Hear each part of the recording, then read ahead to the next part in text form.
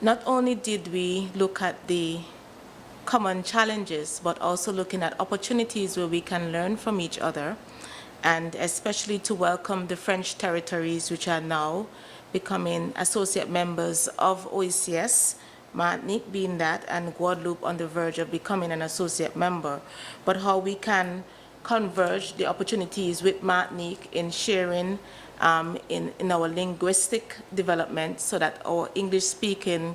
OECS countries can better able to collaborate with and work with Martinique and Guadeloupe and the other French territories, but also too for those French territories to become more immersed in the English-speaking member states of the OECS, and we welcome those opportunities. For me, the highlight of this meeting were looking at the statistics and the data and analysis of CXC and how they support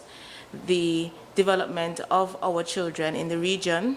and giving us the real understanding of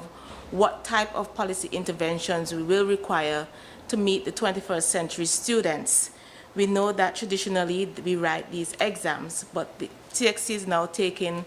that approach to become more towards e-learning and developing that e-platform where exams and so on will be taken via the internet. And part of that too is about how do we shape our classrooms and shape our teachers and our system to better able reach our 21st century learners. And we thank CXC for the valuable data that it has provided during this today's discussion, and the type of interventions that we now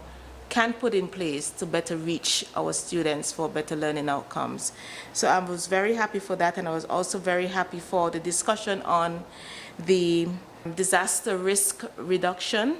and in terms of how we can have better environments for our students and for our teachers, and to build into that the security and safety of those who work in those environments, both physically and the non-physical environment. Those were very encouraging discussions for me during these 2 days.